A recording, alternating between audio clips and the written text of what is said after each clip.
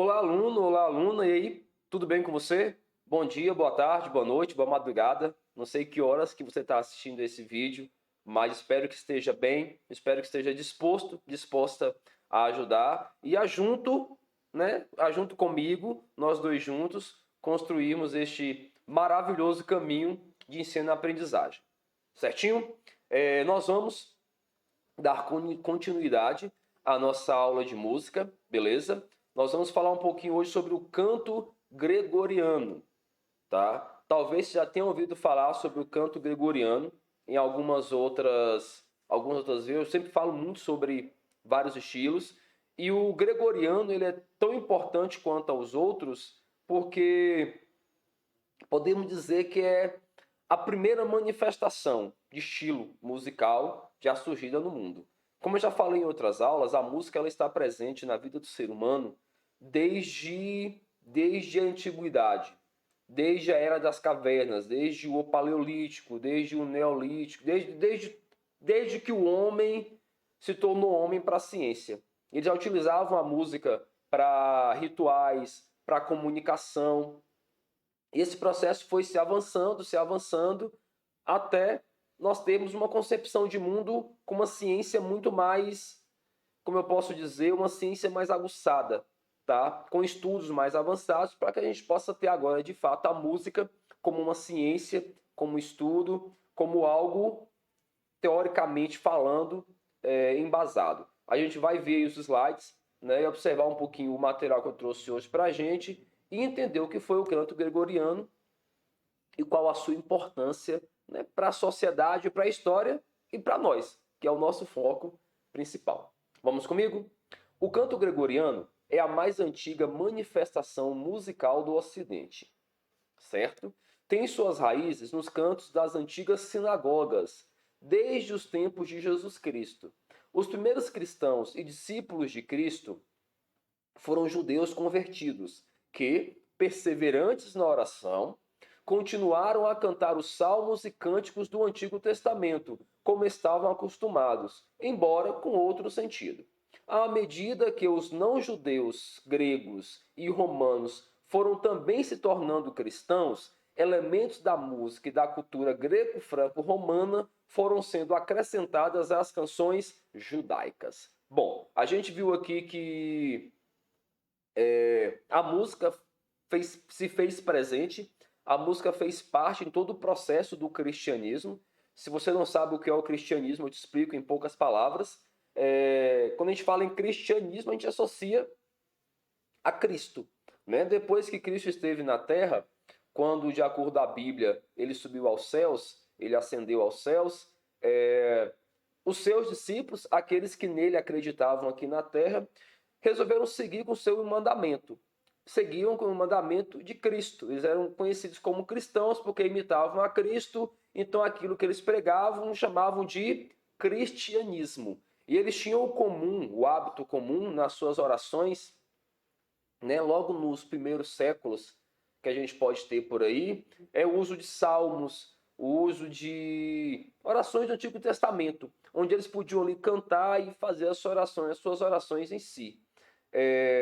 Mas é claro, eram orações, eram cânticos que não tinham técnica, eram cânticos que não tinham regra, eles simplesmente cantavam. É como você no chuveiro. Tem regra, tem técnica? Nenhuma, mas você canta, né? É a mesma proposta.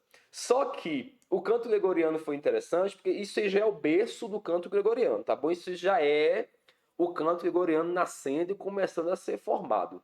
No século V, a gente tem o que vocês vão ver em história, é o que a gente chama de queda do Império Romano. Com a queda do Império Romano, o cristianismo se avança de vez, o cristianismo toma vazão literal e a Igreja Católica toma poder, o poder hegemônico, o poder de tudo.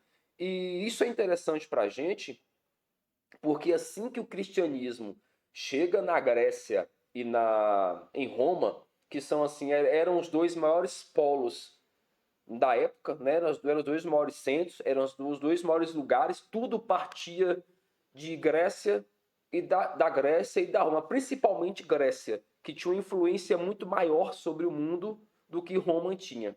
Mas os dois eram os dois polos.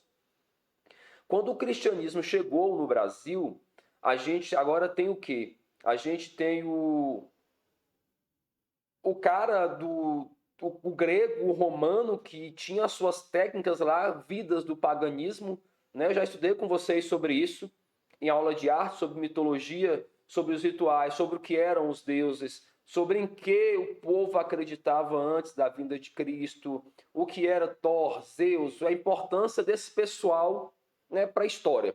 Já expliquei sobre isso. Então, no século V, Roma, quando perde o Império, Grécia, logo depois também se converte ao cristianismo, eles abandonam de vez todas essas crenças, né, e passam a crer no Deus que o cristianismo pregava. E o que, que eles fazem? Algo interessantíssimo para a gente aqui de informação. Grécia e Roma, eles eram uma civilização que tinham muita coisa, regras, técnicas. Pitágoras, por exemplo, Pitágoras é considerado o pai da matemática. E ele também é o pai da música. Ele foi um grande estudioso da música, né? Um grego que estudava a música afinco. Ele dizia que a música era a mais firme expressão da alma e que ela precisava ser feita com a maior excelência para que se pudesse expressar o melhor que nós tínhamos em nós. Então eles associam essas regras, associam essas técnicas que eles já utilizavam em seus cultos da mitologia, seus cultos pagãos, para agora no canto cristão, agora para o canto dentro do cristianismo. Vamos seguir o bonde aí? Vamos lá. O período de formação do canto gregoriano vai dos séculos I ao VI. Professor, quando eu começo a contar o século I? É fácil. Quando Jesus ressuscitou, quando Jesus nasceu. Nós seguimos o calendário cristão. Existem quantos calendários, professor? 2. Nós temos o cristão e temos o judeu. O calendário judeu já está lá no ano 5000 e Deus sabe que dia está, porque eu não sou judeu. Mas eles já estão bem adiantados. Porque para o judeu, Jesus não é o filho de Deus. Jesus era um profeta, então para o judeu ainda não veio. Eles têm uma ideia deles que eu não entendo direito. Eu sei que eles já estão bem avançados no calendário. O cristão começa a contar o tempo depois que Jesus veio. Qual é a ideia? Jesus veio, é o Filho de Deus, o mundo nasce de novo. Então a gente vai contar o tempo de novo. Então o século I é o século, começa a contar a partir do nascimento de Jesus. Professor, e o tempo de antes, a gente também conta, só que a gente conta de trás para frente, tá bom? De Jesus para cá, de frente para trás, antes de Jesus, a gente conta de trás para frente. Então, o século I, a gente entende que é quando Jesus nasceu, certo? Do século I ao século VI, atingindo seu auge nos séculos 7 e 8. Romano, o canto gregoriano, começou no século I, eu expliquei lá no início da aula, sem técnica, sem regra, era só cantar por cantar mesmo, por causa da oração. Século V, a Igreja Católica assume o poder, o cristianismo toma vazão de todo o planeta, a gente associa técnicas gregas e romanas no canto, e o canto agora começa a ser um canto mais bonito, um canto mais belo. Então, até o século VI, formação, 7 e 8, apogeu, força. Nele, a música é apenas cantada. Vamos entender como é que funciona o canto gregoriano. A música é apenas cantada sem acompanhamento instrumental. Nos séculos 9, 10 e 11, começa então a sua decadência. A gente tem um canto gregoriano, não se usa instrumento, né? não se usava instrumento na época, eram só vozes, e ele começa a cair no século 9, 10 e 11, até que ele cai, literalmente, daqui a pouco eu vou explicar quando que ele finda sua carreira como artista. É um gênero de música vocal monofônica, monódica. O que é monofônica e o que é monódica? Só uma melodia não acompanhada. É o seguinte, os monges, quem fazia o canto gregoriano? Era o povo? Não, eram nos mosteiros, eram os monges quem cantavam. Então eles cantavam em uníssono. O que é cantar em uníssono, professor? Eu explico. Cantavam todos em um só tom, todos em uma única voz, para que ficasse tudo igual, ninguém sobressaía ninguém. Todos acasavam suas vozes ali, harmonizavam seus tons de voz para ficar todo mundo no mesmo tom, no mesmo nível, na mesma altura. né, uma melodia única. Eles não criavam várias melodias para os vários salmos, para as várias orações, não. Era uma melodia única para tudo, dessa forma. E isso era utilizado no ritual litúrgico da Igreja Católica na Idade Média. Certinho? Cantado em latim, latim é uma das línguas mais antigas do mundo, né? Cantado em latim. O canto gregoriano existe uma técnica bastante apurada, um estilo peculiar em sua entoação. Como eu falei, até o século V não tinha técnica, era cantar. Século V, a gente tem aí as técnicas gregas, romanas, né? O grego, principalmente o grego, muito estudioso, associa várias técnicas e agora o canto gregoriano vira um negócio bom, top. Técnica, como eu acabei de falar, eu vou só ler para vocês. Técnica adquirida da cultura greco-romana, pois assim que o cristianismo chegou na Grécia e em Roma, se aliou a várias técnicas que já existiam. Isso aprimorou o canto. Seu objetivo é conduzir a meditação e a humildade, almejando unir o homem ao plano espiritual. Acabei de ler aquilo que eu já expliquei. A gente tem o conteúdo do canto gregoriano, advindo dos Antigos Testamentos e de documentos que a Igreja Católica tinha na época, e o conteúdo da igreja, as técnicas gregas, romanas, trazendo agora a beleza e esplendor para o nosso tão conhecido e afamado canto gregoriano. Por volta do século VI, o Papa Gregório Magno, ele selecionou, ele compilou e sintetizou e sistematizou os cânticos eclesiásticos e diferentes liturgias ocidentais espalhados pela Europa com o objetivo de unificá-los para serem utilizados nas celebrações religiosas da Igreja Católica. Pessoal, o que foi que esse Papa fez, pelo amor de Deus, que eu não te entendi? Eu vou dizer porque o que ele fez foi simples. Ele viu que tinha muita manifestação pelo planeta. O que ele fez? Nós vamos unificar. Todo mundo vai seguir um único estilo, isso no século VI. Todo mundo vai seguir um único estilo, todo mundo vai seguir um único jeito, todo mundo vai fazer de uma única forma. A igreja vai mandar para fazer assim e todos irão fazer assim. Então ele padronizou no século VI o canto gregoriano. Vamos entender assim?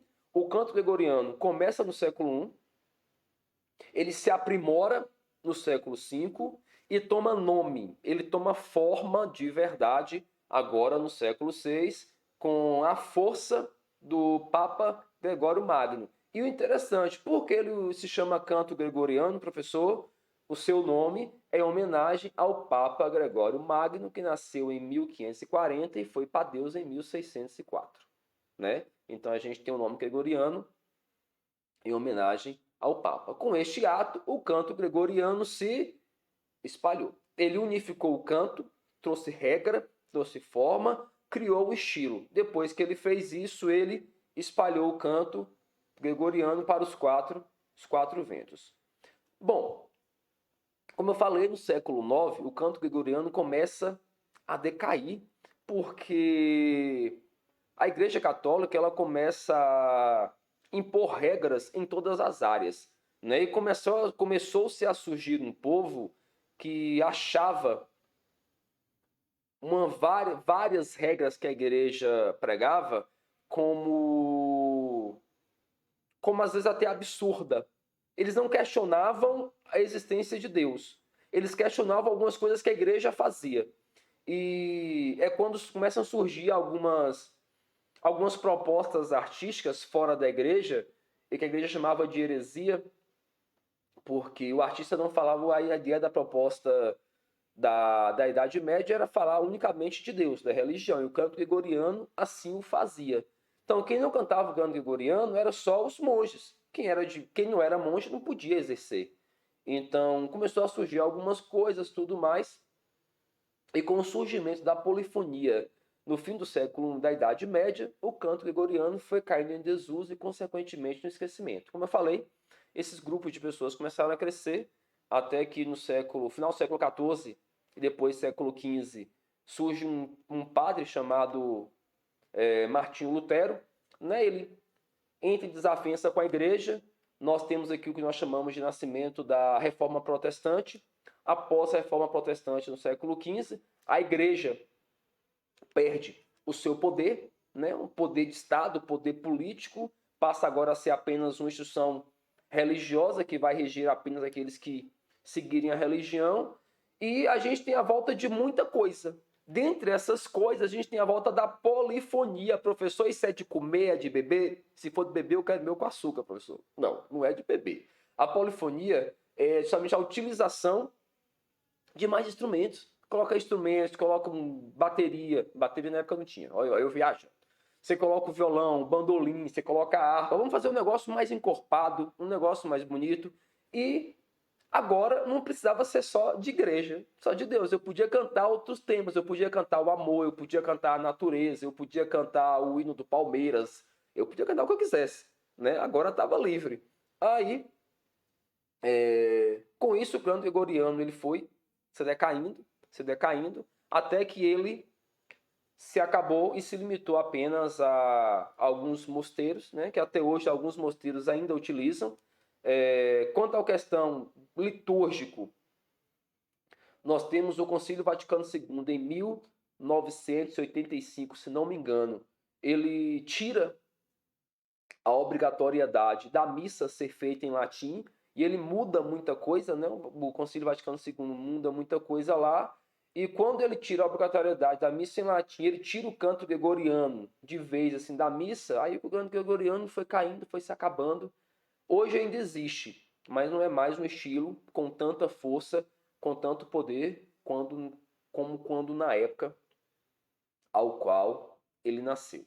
Ele foi importante, a gente já viu, porque foi o nosso primeiro estilo musical que existiu no mundo, né? Ele foi o primeiro estilo musical que começou a aliar técnicas, a fazer as pessoas estudarem de verdade música.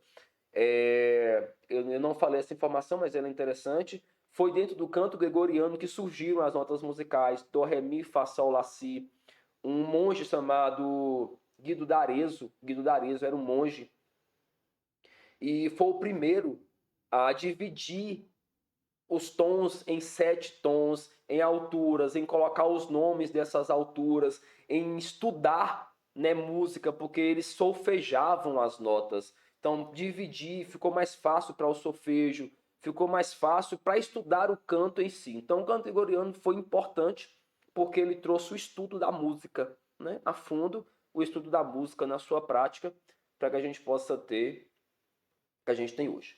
Ficou com dúvida? Volta lá no início, assiste a esta aula mais uma vez. Tem um botãozinho aqui, uma engrenagemzinha, se eu falei rápido, aperta lá, me desacelera, eu sou meio acelerado às vezes, me desacelera lá, você consegue me ouvir um pouquinho mais devagar.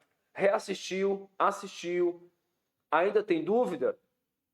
Mande-me uma mensagem, eu estou lá na plataforma, eu estou lá o tempo inteiro para te ajudar, para solucionar as suas dúvidas. Não vá dormir sem dúvida, não finalize esta aula, não vá dormir com dúvida, não finalize esta aula com dúvida, tá bom? A gente está junto, nós vamos trabalhar junto, nós vamos crescer junto. Como diz os manos da quebrada aí, é nós, mano, tá bom? Bom dia, boa tarde, boa noite, boa madrugada aí, dependendo de onde você estiver assistindo, é só avisar que eu tô junto, tá bom? Valeu!